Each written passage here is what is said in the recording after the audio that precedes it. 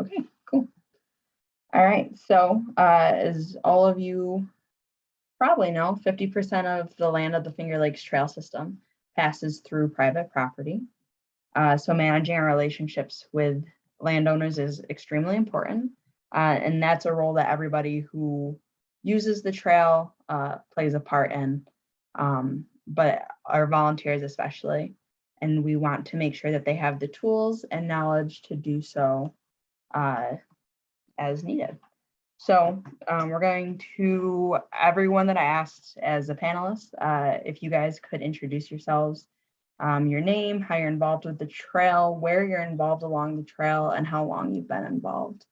I'd appreciate it.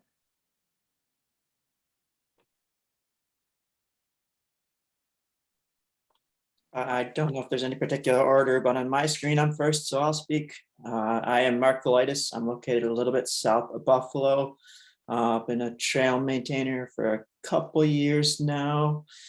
And I also write the Miles with Mark trail running column for the FLT News. And the photos of mine end up in lots of places for the FLTC all over.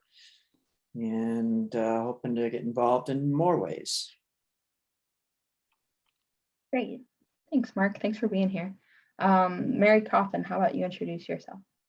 Hi, Mary Coffin, and I am in the Central New York area and maintain sections of trail with the Adirondack Mountain Club, Onondaga chapter, and over 35 years probably doing that. I do like to design and construct trail as well, and I really do like enjoy working with the landowners too. Awesome, thank you. Mary Nemi, I hope I said your last name right. You did.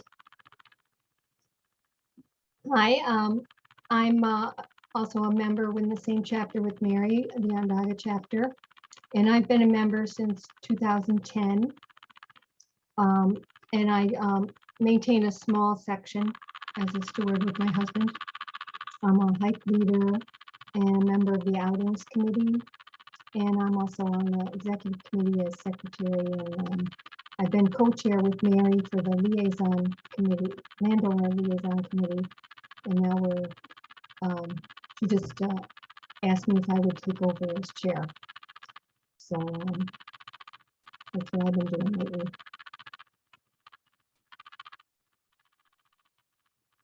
Thank you. Annette.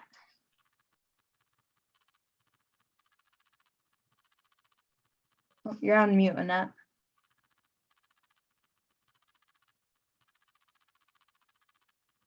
There should be a little microphone in the bottom corner.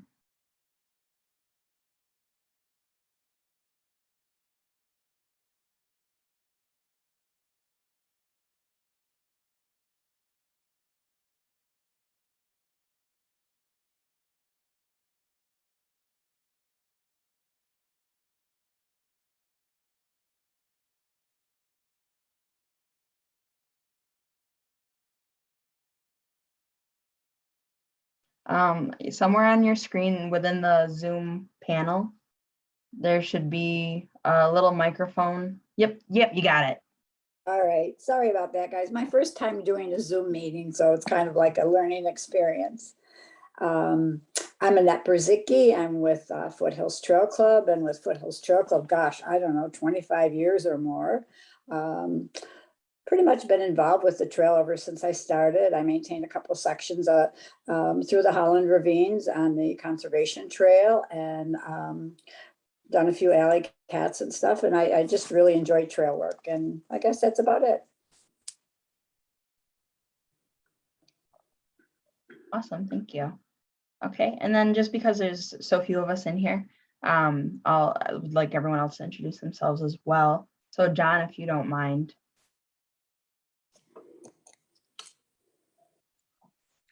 I'm John Bowen. I'm a member of the Onondaga chapter. Also, I have a assigned section of trail in Central New York, and I work on trails all over because I'm vice president of trail maintenance for FLT. Okay. And then Stephanie, if you could introduce yourself too. Hi, I'm Stephanie Campbell. I'm the Regional Trail Coordinator over New York and Vermont with the North Country Trail Association. Great. Alfred, how about you?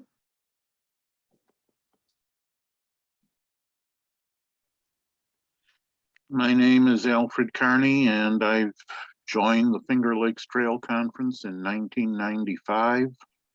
And I joined Foothills a couple years after that. And I started doing trail work with the Foothills Trail Club in the late 90s.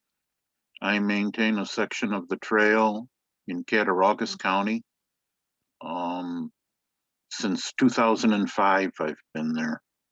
So I guess I've been doing that for a while now. Feel like the trail's mine at this point. But that's about it. Awesome, thank you. And Tracy, if you want to just introduce yourself and your interest in this. Sure. I'm Tracy Rarica. I guess I'm a relative newbie compared to all you. I'm just an FLT member. I've been a member for about 3 years. I got involved because I'm a trail runner and I do some trail work with Trails Rock up in Rochester. And I'm just really interested in learning more, and maybe, someday I'll maintain my own trail section or something. I'm not sure, but I'm just really interested in being a part of the community. So that's why I'm here. Awesome, thank you so much. So Mary, Nimi, Mary Coffin, and Annette are going to answer some questions that I've come up with that I think will be helpful for folks getting into this, or for anyone who's been doing it for a while. Anyone else on the call, if you have thoughts or questions or scenarios, or want opinions or have things to add, please do so after either of the Marys or Annette have chimed in. Also, feel free to put things in the chat if you'd rather do it that way. And we'll go like that. So I have some questions already, but if you have questions, please chime in. Okay, so first and foremost, I know people have asked this in general. How do you approach landowners to discuss permission for the trail to cross their property? So either Mary's or Annette, whoever would like to. All right, I'll start, I guess. We send out what we call our packet, and we call it our Welcome to the Trail Family packet. And in the packet, we include, of course, the general obligations law. We include the map that landowner is on. We include the Finger Lakes brochure, the Foothills brochure. We include a private landowner's permission, which talks about the oral handshake and the different agreements on that. And we also include what we call our acknowledgement thing, and that is basically that the trail is on your land and it has their name and address and it asks for correction. And then, of course, along with that, we send a letter explaining about the trail and talking about the, depending where the trail is, if it's on the conservation trail, we'll talk about the conservation trail and how it connects with the Finger Lakes and the North Country. We talk a little bit about the general obligations law. We talk about how it's closed once a month on that first Monday in February. We just, welcome to our family and let them know that they're automatically a Finger Lakes member, automatically a Foothills member, that they'll get the Finger Lakes magazine, they'll get the Foothills magazine, just basic information. We try and send as much to them as we can. We kind of feel like most people that buy the property are not aware the trail is on there. So that's why we try and include so much stuff for them and, ask them to contact us. We do send with our acknowledgement, we ask them to send it back to us, and we send a stamped self-addressed envelope. And we try and give them as much information as we can. And we ask them if they're hunters. Many people here in Western New York rent to hunting clubs. And so we ask them if they're, rent to hunting clubs, or if they're a hunter and the dates they need it closed, and try and cover all of our details. We wait about 5 or 6 weeks. And if we don't get anything back, we send what we jokingly call our pester letter. And basically we, of course, send another letter to them and copy our original letter and send the general obligation law again and a few other pieces of paper and ask them again about the trail being on their land. And we also tell them that if they don't respond, we won't pester them again. We'll assume that it's all okay. And that's kind of how we here in, in Western New York handle that. Any questions?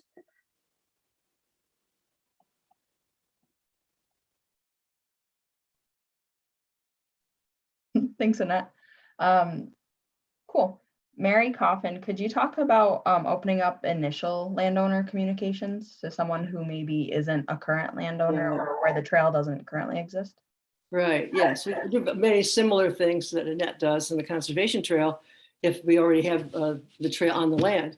But just to open up the conversation, we'd have to knock on the door cold and give them some information about the trail and say, we kind of like to check your land. We think there's some neat features there that we'd like to have on our trail. And so you can't trespass, so we always have to have permission to even step on the land. It might be because we're reloading the trail, maybe because we've lost a landowner someplace else along the trail and we're out to the road. So those might be some of the reasons that we need a new landowner where there is no trail on the property to begin with. So so then we walk the property once we have permission, and we offer the landowner to walk with us. They don't very often do that. Sometimes they do, and sometimes they find out that their property stake isn't where they thought it was, and a little piece of land that they thought was theirs really isn't theirs when we find the property stake. But we establish a rapport, a friendly rapport with them, and sort of give the impression that we're kind of checking the land to see if it's good enough for this very special trail. We don't say it that way, but we kind of like think that we're really looking for something special. And then, of course, our feedback to them is that it's really special. We've got a really nice view here, or a great some old growth forest, or whatever we can find that we really want to have on the trail. And then we ask if we can flag it once we've established that little bit of rapport. Of course, we always go over the first thing they want to know is what the responsibility is. We go over the GOL, the General Obligations Law. Every state has some kind of recreational statute like that, and that's what it's called in New York State. But there are a couple of caveats. It doesn't cover every single use. It covers hiking and a whole list of things that are in the law. It does not cover running, and it does not cover swimming. So they need to know that, because we do have some people like to run on the trail, and that would not be covered. That does not cover the landowner. So so then we will go out and maybe flag the route, and we'll ask them to come with us, or check our flagging, or ask if there's some special features that they're kind of proud of on their land that they might want to have on the trail, that sort of thing. So we try to give them a feeling that they're working with us. They have ownership in the land. We always make sure that they know they're in control of the land. It's their land. They pay taxes. Oftentimes it's been in their family for some number of years. Although now we're getting newer landowners as people are moving out and buying land as farms break up and that sort of thing. But we try to get that rapport going, and that seems to work pretty much for us. I've had very few actual refusals when we tried to get a new landowner. I did have one guy that said he was all for the trail and everything, sounded like a good idea. So I said, would you like to flag it with me? So we set up a time to go flag it. This is one out of many, many experiences. And that particular day we started flagging. He said, you know what, call me selfish or not, but I really did buy this land for me. And I really don't want the trail on it. So we had to find a new landowner. Fortunately, we didn't next door. That's very, very rare. Usually people are kind of proud to host a trail, especially since it's like the well-known trails like the Finger Lakes Trail and the North Country National Scenic Trail. It's something special. They have a little bit of legacy into this piece of trail. So we try to make them feel that way, and sort of let them know the things that are really special about their land that lend to having the trail in their land. The thing about the obligations law they need to know, of course, is that it applies if it's free and there's no charge and it's open to the public. And of course, we also mentioned the one day that it's closed, so there's no chance of adverse possession, anybody ever claiming that. So those are some things that work. I'm not an expert at it. I've done it. I've had experience with it, but I'm open to getting new ideas too.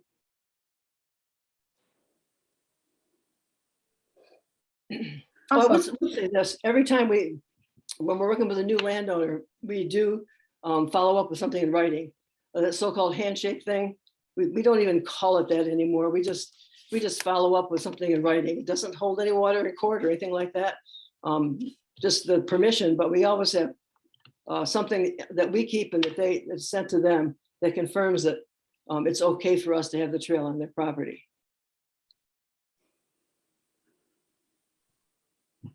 Great. Okay.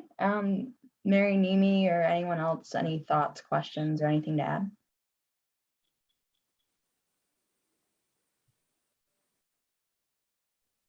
I wondered, Annette, what's your response rate approximately with your letters that you send out? You mean as far as the return, the letters that are returned?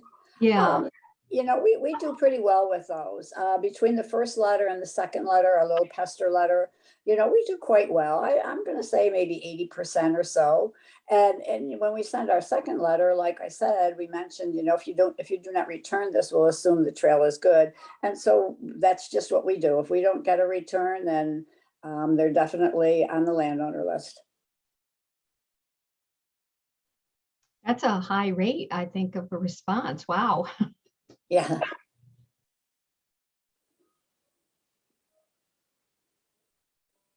Awesome. Any thoughts from anyone else or questions?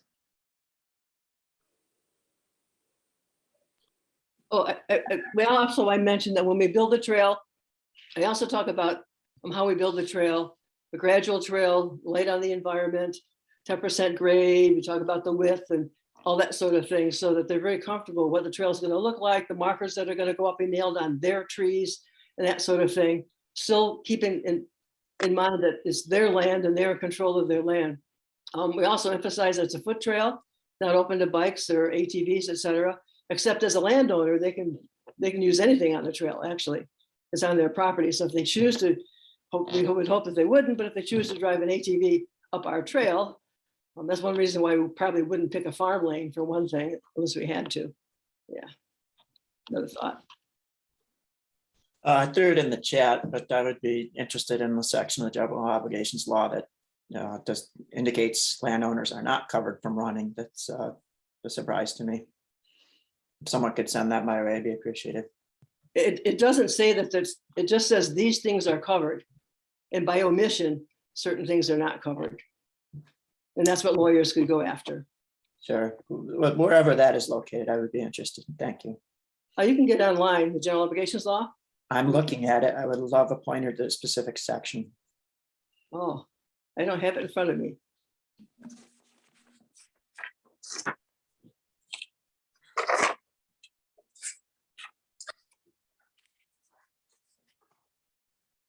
Somewhere near as I recall, somewhere near the front of it, there's a list of things that are covered. It actually is strange that it includes snowmobiling. Isn't that strange? So somewhere near the front, it lists these things are covered. I don't have it in front of me right now, but that's how you know what is covered. Maybe we can follow up on that outside of this then. Sure. Great. Thanks for asking, Mark.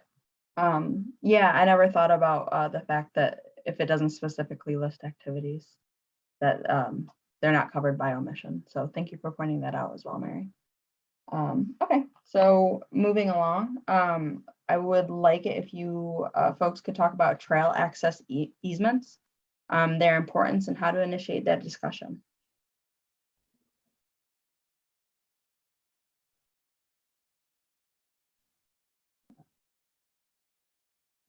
Mary, if you want to talk about it. Miss Mary? Okay. First of all, when I first opened the conversation with the landowner, I don't even use the word easement because immediately they think of a conservation easement. So, and our trail access easements are basically the same thing as an ROW. Basically, it's a specialized kind of right of way. So I talked first about just protecting the trail in perpetuity, protecting for their grandkids, for the future, that sort of thing, so that we wouldn't have to go out to the road, and where it probably is a busy road where it could be dangerous and that sort of thing. So, so when I open the conversation, I talk about just about protecting the trail in perpetuity. And then eventually we get into the idea that would be like a right of way. And then we would use a map of their property and show them where we'd like to have the easement and perhaps a protected, if we get that far, protected width of the easement. And sometimes it may be where the trail actually is, or it may be a place where we'd rather have the trail, or it might be a place where we really wouldn't want the trail, but it's along a boundary. And that's the only way we can get the easement, is to put it along a boundary, which would mean in the future, we might have to move the trail there, but not unless it was requested. So we just sort of talk about it. And then you have to let it percolate. I mean, if you think about it, for us in the trail business, it's really high priority to have the trail protected. For the landowner, it's not so much. It's not a big priority. So they have other things in their lives that they're going to be dealing with and working with. And so they're going to sort of put this on the back burner for a while. So you kind of have to let it percolate a little bit and then come back to it. And as we make our annual in-person visits during the summertime, usually during the summertime, we can bring it up again and sort of mention it. I would give them a copy of an easement when it gets to that point where they're that interested enough. And we go over it sort of line by line. It shows that because it is just a right of way, they can have cows, they can take sap from the maple trees, they can log and cut the trees, they can put up a fence, they can do almost anything as long as the trail is open for foot travel. So that's, those are it really is just a right of way, kind of like having a driveway that's the right of way. Only this right of way happens to be for foot travelers in the woods and their property. So that's kind of how I start. And then we just sort of have to back off a little bit. We have one very, very supportive landowner who is also a trail steward, who I think we let it percolate for about 4 years. And then he called me up and said, can we talk about that trail access easement thing again? I think maybe, we're ready. We're talking about putting our land in trust, and we're talking about the property for the future of our kids and grandkids. Can we talk about that again? So sometimes you really have to sort of let it, it's a soft sell. You don't want anybody to ever feel pushed into it or that you're pushing for it. It's a very gradual, kind of a gentle way of working. That's what I found. That's just my experience. I'm not an expert, just my experience.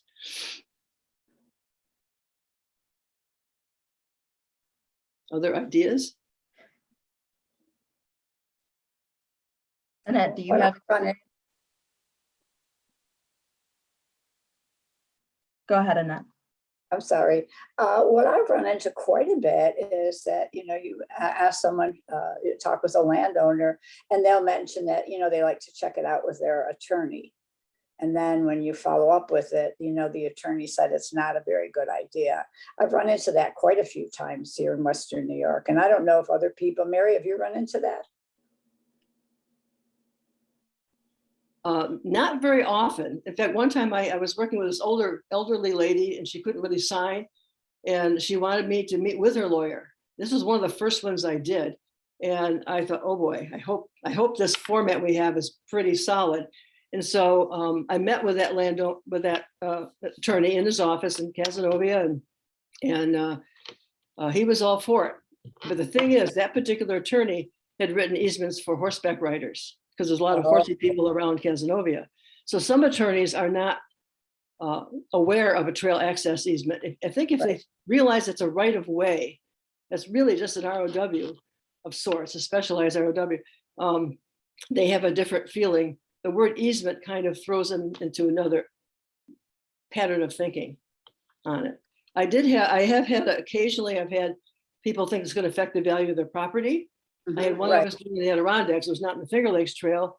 And the individual said, you can have the trail, you can put the trail in here, but I'm not going to put an easement on it because it's going to affect the value of my property, because next door XYZ was selling the property and they had some sort of right of way, and the person didn't buy the property because of that. However, I'll say that in Central New York, we've had properties with easements that have turned over. We've had 4 or 5 that have had several owners. And within like 6 months, the property's not been on for sale for a long period of time. So, but I think those are mostly people buying the property for hunting. So because we have a lot of rural area, and so they're not as worried about affecting the resale value. All right. Mary and Amy might want to mention something about one piece of property we worked really hard on that we don't have yet.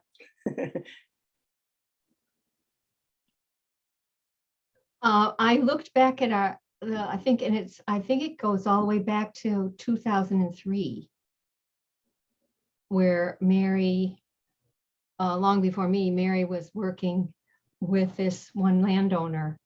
So if you aren't a patient person, this is a tough area to work in, because you really, I think in this person's case, over the years, he's wanted to think about it. It's definitely worried about easement and the value to his property, but also now as it's getting closer to more retirement age, it's kind of been even also an up and down kind of process. You get really right up there with, you think you're getting a decision, and then boom, nope. Yeah. So it's, but he's still a very supportive person to the trail. So we have hope. But Mary's been very, very good at just kind of letting him feel like he's in charge and he's the one driving this decision and not pushing, and just being very patient with him. I think it's very important what you mentioned about it is their land, they pay taxes on it. There is no special tax benefit or anything for them for a trail access easement. So, letting them know that there's always with the landowner, that's their land, they're in charge of the land, they're paying the taxes, we're a guest on it, whether there's an easement or not. I think that's really an important thing with working with landowners. Yeah. Do the easements sometimes speak to and allow seasonal hunting closures still? Is that something that the landowner can still enforce? Okay, that's a good question. It depends on, I think, the section of the trail. If Dave Newman were here, perhaps he could tell us what the general feeling is for Finger Lakes Trail in general. In our area, we have, it's been this way. If the land did not have, let's kill that.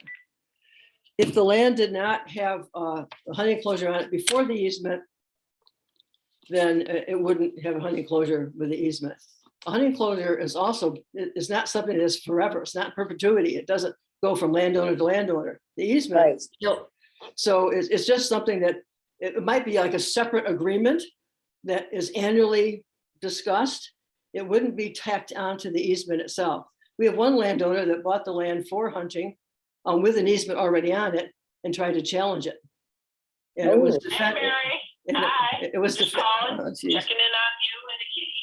Sorry. All right, bye-bye. Sorry about that. Wasn't expecting that. I have 2 little kitties, little ones. Anyway, so it's a very delicate kind of thing. Let's put it that way. But answer your question again another way. I'm thinking of a landowner use case where an easement would be easier to sell to them if they had something coupled with the easement that then allowed them to, that assured them that they could automatically have it closed for hunting season continuously. Okay.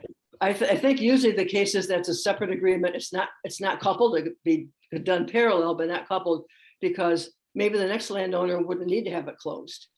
Or maybe the person's only going to have it closed for certain seasons, maybe turkey, spring and fall. But there's so many different variables with it. And maybe the person wants to close this year, but maybe when they get older, they're not going to hunt anymore. So we see it as a separate, not something in perpetuity, not the kind of agreement that's attached to a deed that goes with the land, but it goes with the landowner, that one particular landowner for that particular season. And yes, you could do that, make that arrangement if you wanted to, if that was the only way you could get the easement. but he would have to sort of probably renew it every year, something like that. This is something I think we need to find out what the board feels and what Dave Newman feels about it. But if there is no, at the time the easement is made, if there's no hunting closure and a new landowner buys the land, knowing the easement is on it, they have to know because it's in the deed and their attorney would have to let them know that. We would not start a new closure because we already have the easement, so we would not start a new closure. And we've had a very difficult landowner that we've dealt with in central New York in that particular case. We don't normally want to hike there during hunting season anyway. We mostly hunt in parks and we're not really on much of the Finger Lakes Trail during hunting season because of that. Right.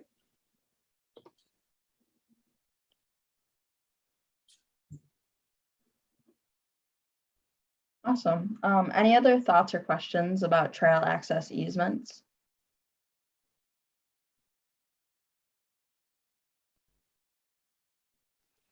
I wanted to ask Annette, she was talking about that sometimes the property owner will say, well, I want to talk to my attorney. And then the attorney often says that he doesn't think it's a good idea. I wonder where the conversation and what the where it goes from there. As far as contacting the landowner afterwards? Is that As what you're far as, asking? yeah, getting the trail to go on the property after the attorney said it wasn't a good idea. Do you have any success with that or? Well, in most cases, the trail is already on the property. And then, we've approached for an easement on that property. And that's when they check with their attorney and the attorney kind of says, no, the easement is not a good idea. The trail still remains there. Fortunate enough to have the trail still remain there. We just don't have an easement on that property, or right of way, as Mary calls it, right on that property. So that pretty well ends it for getting an Yes. easement. Yes. Okay. How pervasive throughout the trail system are easements? Is there a count of them that can be shared? Well, I think there's 6 or 7 in Western New York. I don't know how many are across the state. I thought Dave Newman at one point said he reached 100. Am I mistaken? I've heard something over 100 now across the trail. Mhm. We have about, I think, 8 in our section right now. How's that compared to the total number of private properties? Percent wise, Yeah, any metric. it's a small percent, but we really need to have Dave give us that data. That's what we really need to know. Yeah. Well, just as an example, say in the for the area that the Foothills Trail Club takes care of, 180 miles, we probably have about 185 landowners, but many landowners have several pieces of property. So, if you were to count the actual pieces of property, it would be many more than that. But like I said, we have 6 or 7 in the area. So it's a very, very small percentage.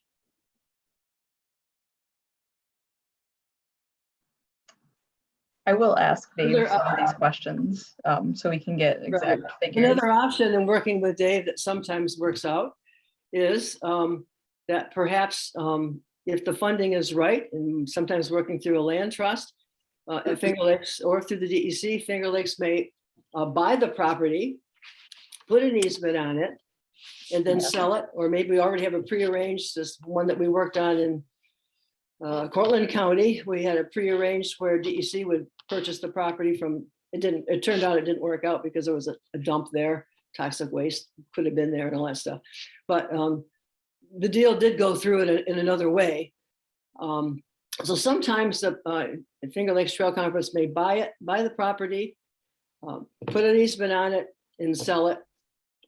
And then the new owner buys it with the easement already there. Doesn't always work, but that sometimes, that's kind of what we're going to be doing on M22, Michaela, right? Correct.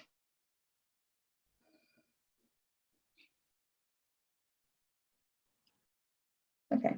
Yeah, I will ask some of those questions to Dave Newman and send that out when I get the answers, because those are good numbers. But the number of easements is definitely far less than the amount of total properties percentage-wise.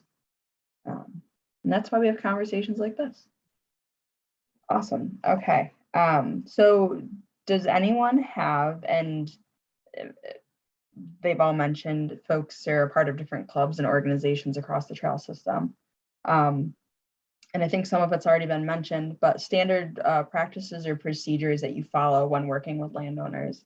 For example, Adirondack Onondaga has a landowner liaison committee, and Foothills has people, I believe, per map. Correct me if I'm wrong.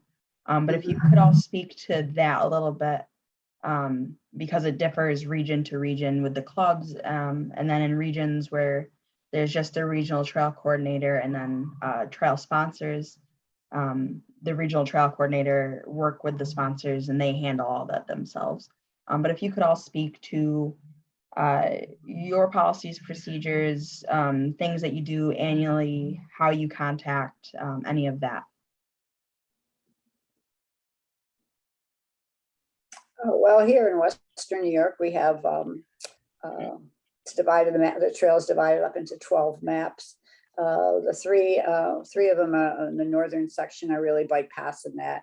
Other than that, we have different people that maintain a map. Some people maintain 2 maps, and they pretty much, you know, that's their landowner. They're in charge. If there's if a property's for sale, they'll take care of what's going on there. If there's an issue on the trail or something, they pretty much take care of it. We, like I said, we each have a map or 2 that we take care of.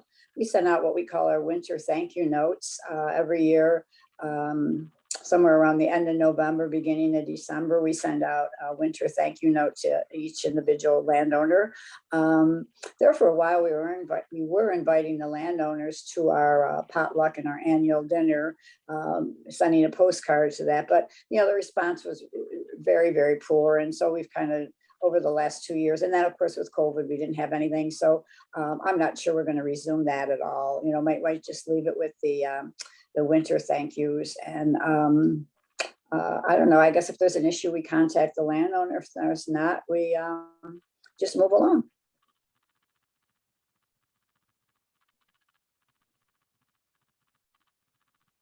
Good, Mary.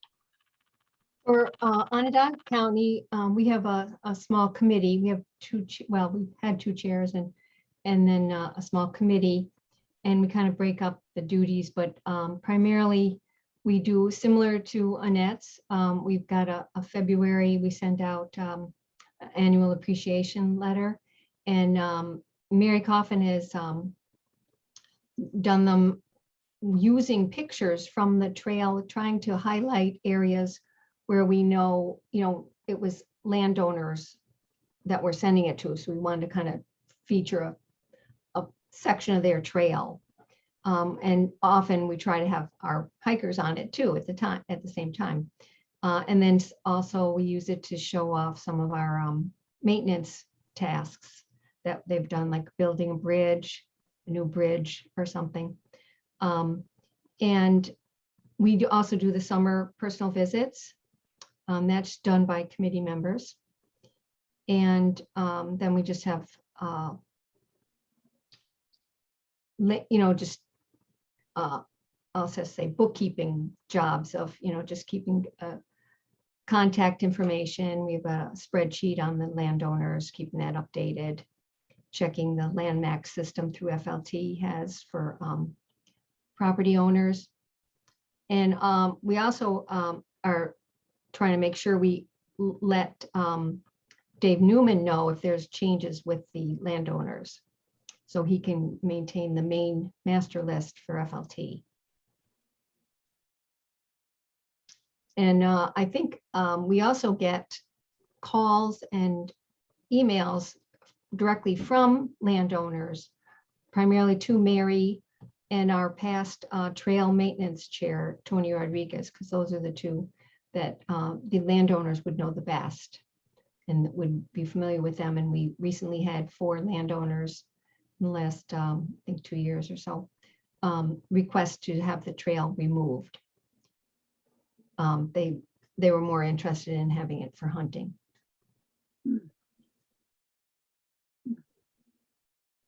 But we have a better route now. True. I think this, talking with the landowners keeps that rapport, positive rapport going. And they don't seem to mind us knocking on the door and saying, thanks for the trail, or the hikers minding themselves, staying on the trail, et cetera, et cetera.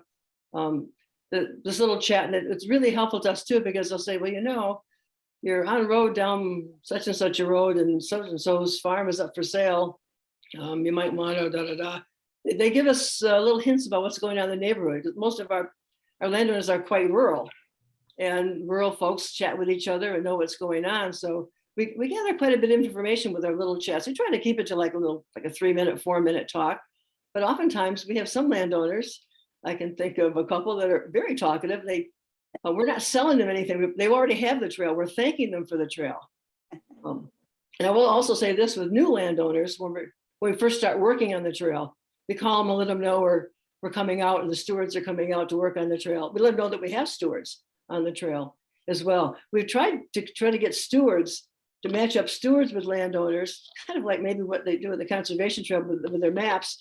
But not very many stewards feel comfortable knocking on the landowner's door and saying, I'm going to be up there in the woods today, picking up the trail. Most of our stewards, we only have a couple stewards that have taken us up on that. But I've taken our whole spreadsheet, our steward spreadsheet and our landowner spreadsheet, and tried to match them up.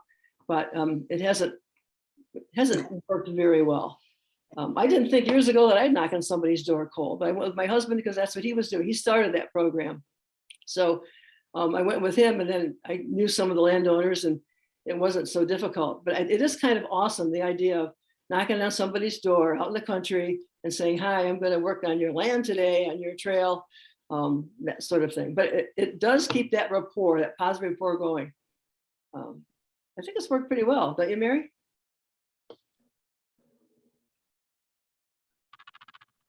Yeah, they seem to really, they're very friendly. They really seem to enjoy our visits, and you really do get occasional good tidbits, neighborhood tidbits.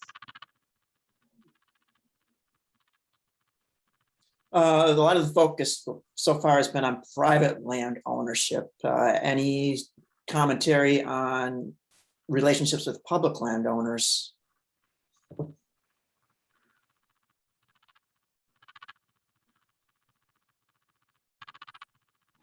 Well, I'll start saying something that somebody else can jump in. Yes, we meet with the DEC folks, mostly DEC and also the county folks every year as well.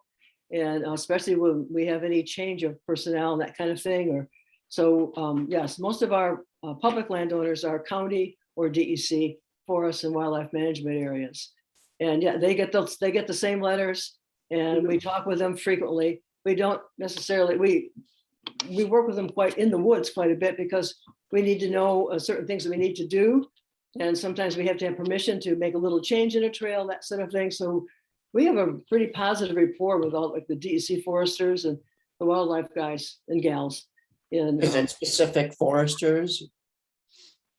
Yeah, each of the state forests has a forester assigned to that particular forest. And that would be the individual forester they work with. We also talk to the supervising forester at the head office as well, and let them know who we are. Yeah. Yeah, a lot of the public land relationships are managed by the regional trail coordinators, and then organizationally between John and myself. We help keep up on our volunteer stewardship agreements that are in effect for 5 years at a time. And we do those through the region, and then on those voluntary stewardship agreements lists all of the state property that we agree to maintain, and that they also outline what we are responsible for. And those in some iteration are available on the website. They might not be up to date. I'm not sure. I haven't checked recently. But I also have those. Who tracks the expiration of those VSAs? Me now. Sorry. It's okay. My position's new.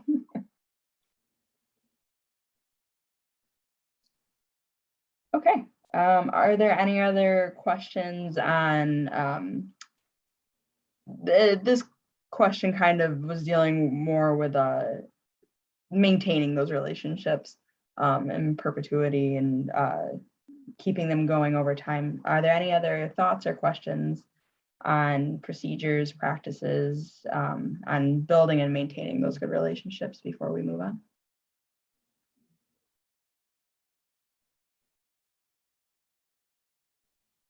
Okay. So what are some common concerns that landowners have and how do you address them? Mary Nemi, I think you had some thoughts on this.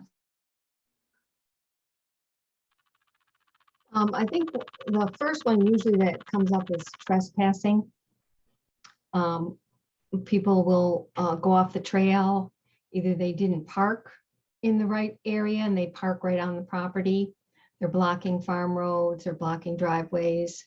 They're creating their own parking spot right on lawn and damaging property. Some landowners, usually they'll start putting a barrier or something up or making it clearer to people that that's not the proper place to park. And we've had more of that, I think, during the pandemic, where it's probably not our hikers who are using our maps or following along with a group and finding out where the right place to park is. And these are just people with our just kind of see the, the FLT sign or something there, and then they just pull right in as close to that spot and not realizing they're not in the right spot. So they're probably just not established hikers or normal hikers. Another thing has been, most of those are the two mains, the parking and the trespassing, but we've had two small things or individual ones where one farmer felt that, I think he had actual experience with a hiker not understanding farm practices and kind of making a complaint, like a formal complaint, and not really, thinking that it wasn't proper practice when it was actual proper agricultural practice with the animals. And then another person had poaching, but that seemed to be the owner actually felt it was locals coming on his property, and he approached those individuals and told them, no, don't do that again. Wow.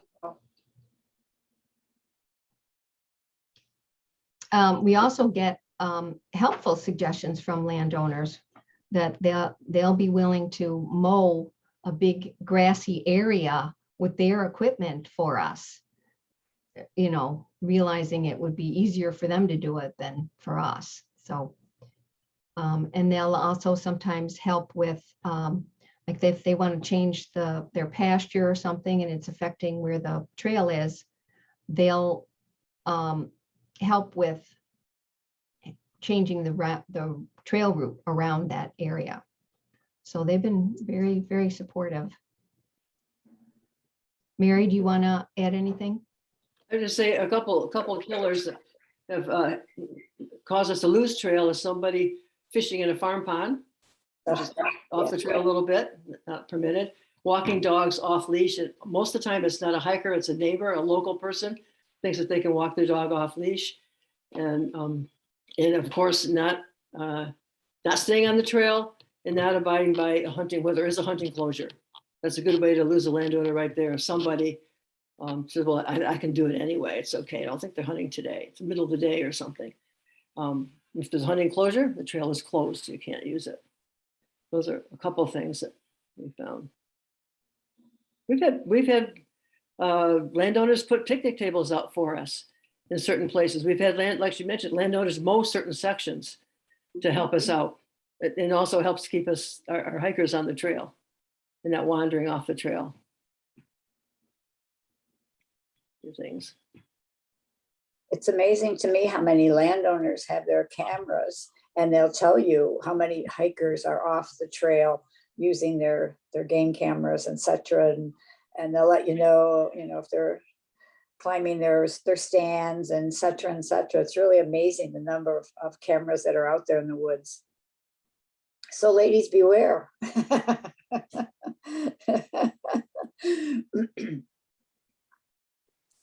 I know there's at least a section or two on the conservation trail that landowners have asked no dogs on there.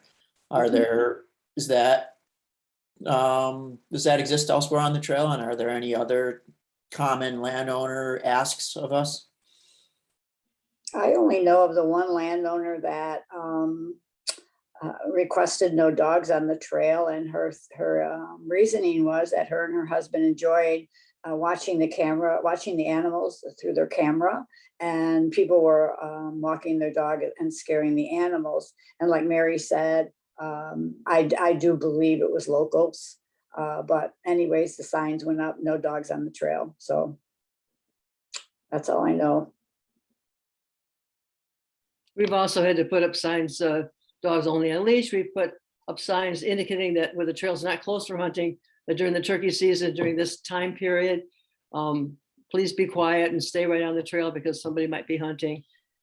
So if there's a special request by the landowner, we try to accommodate it. And sometimes it just means putting up a sign, which doesn't always get the result you want, but at least we've made the effort. And most people will stick with the signs. Although we've had signs, we have signs where it says no bicycles or no weapons of any kind, and the no has been cut out or blacked out.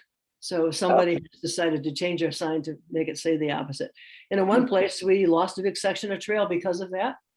Fortunately, that landowner let us put the trail another place on their, it was a lumber company, on their land. They showed us where we could move the trail. It was a big job. We had to move the trail several miles because, and if bikes start coming down that piece of trail, we'll lose that. It's a major piece of trail. It's highly used. It's where many of our scenic views are on the trail. It's on the Onondaga section. So it's also a National Scenic Trail, and would be ashamed to lose that, but we really need that landowner. Not too many other options. And also in regards to your question, Mark, there are nature preserves across the trail that are either owned by land trusts or other nonprofits. And some of them either don't allow dogs or require them to be on leashes, which is good practice anyway. And a lot of those relationships are managed with those nonprofits or agencies are managed through RTCs or the local sponsors, depending on the area they fall in. I'm sure I already know the answer to this, but are those types of requests from the landowners advertised anywhere aside from by the time you get to the trail at a trailhead on a sign? No. Most of those things are right on the map. If we have that kind of request, oftentimes, but you have to read the back of the map. That's the only problem. Well, for example, I think all the maps say dogs must be in a leash of a certain length or something like that. I remember in one meeting, there was a big discussion about the length, what it could be, but I think but people have to read the back of the map. It's a big ask.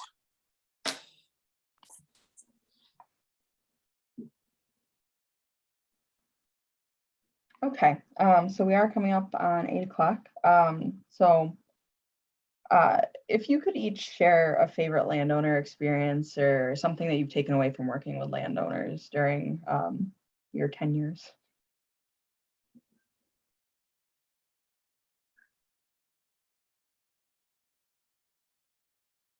Well, this isn't me, but this didn't happen to me, but I think it's a really neat little story. One of the members in Foothills was, her doctor had retired and she had to get a new doctor. And so she picked a name out of a hat and went to the new doctor. And the doctor, checked her over and let her know that, wow, she was really in good shape. And what does she do? And she, proceeded to tell him that she belongs to a hiking club and she hikes, and he smiled and said to her, you don't happen to belong to Foothills Trail Club, do you? And she said, yes. He said, oh, the land runs through my property. Just thought that was kind of neat.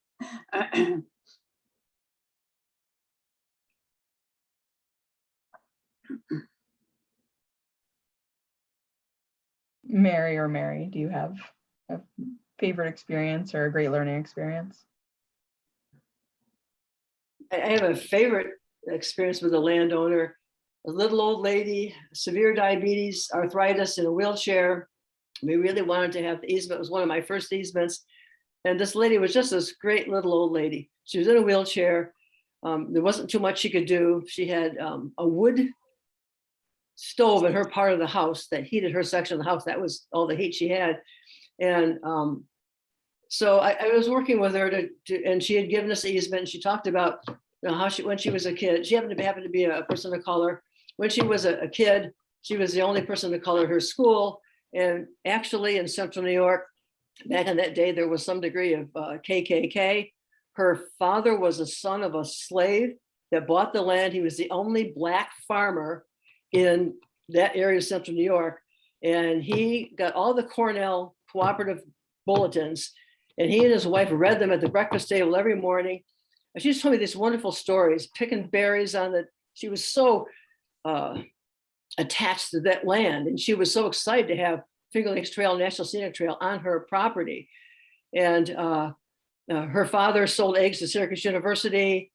And all the white farmers in that particular area got pretty jealous of this guy and how well he was doing. So she told me all these stories, and it just so happened I skied in the area. So when I go down skiing or come back from skiing, I stop and see her because she's such a neat old lady. Fortunately, she's passed away. I also made sure that her two daughters were in the discussion, so nobody would think that I was somehow trying to talk an old lady into an easement,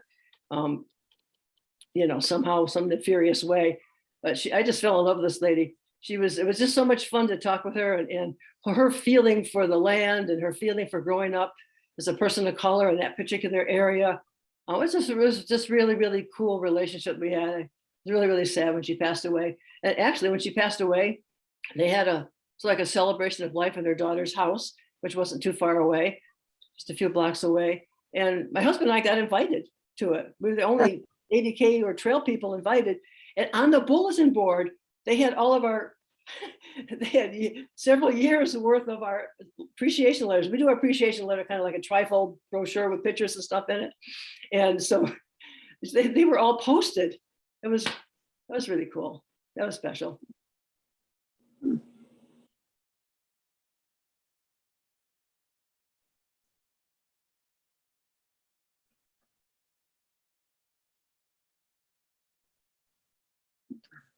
I think Mary Nemi might have frozen. I'm not sure.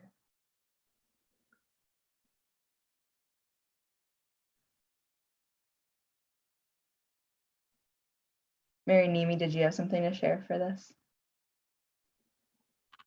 Yes, my internet cut out there right at the end of Mary's story, but I pretty much I've heard most of it before. Just a general impression of especially the farmers. They are so hardworking. I mean, we're going there on a Sunday afternoon or Friday evening or late afternoon, and everyone else, in my experience, we're kicking back, enjoying ourselves. They're out there working. And I just feel like farmers don't get the credit that they deserve,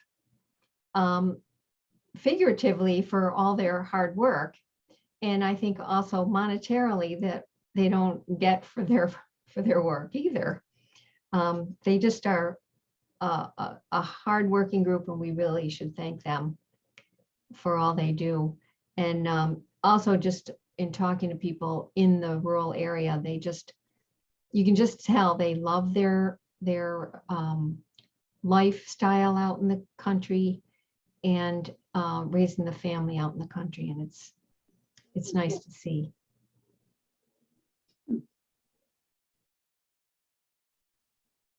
Absolutely. Great. So does anyone have any questions for this discussion or any thoughts before we do one last wrap up question?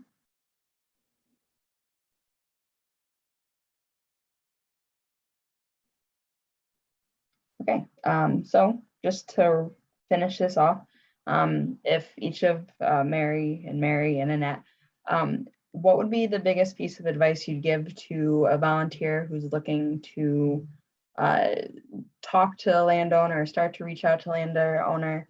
What's just a really good piece of advice that you'd like to pass on to these folks?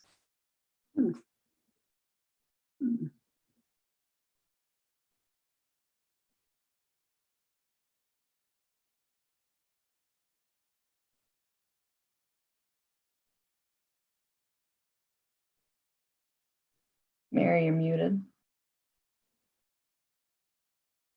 I clicked it, I just didn't click it hard enough. Yeah. It's really important they understand that you respect that it is their land. And some people where it's been in many generations in central New York area, old farms and stuff, they have this really strong attachment and feeling for the land, not just a spiritual ownership, not just the physical ownership of the land. But even if it's a new landowner that's come out from the suburbs and built a house and or somebody just retired and moved to the country, you still have to let them know you respect that it is their land and they're in charge. And we will do what we can to sort of accommodate their needs and their feelings. That's just one thing. Now I'll turn.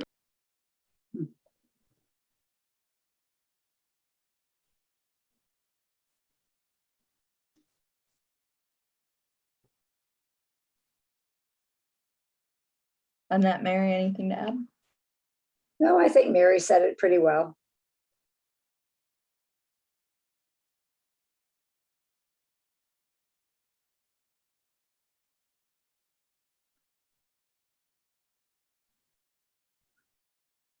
I think Mary Nemi froze again. That's okay. Yeah, so thank you all so much.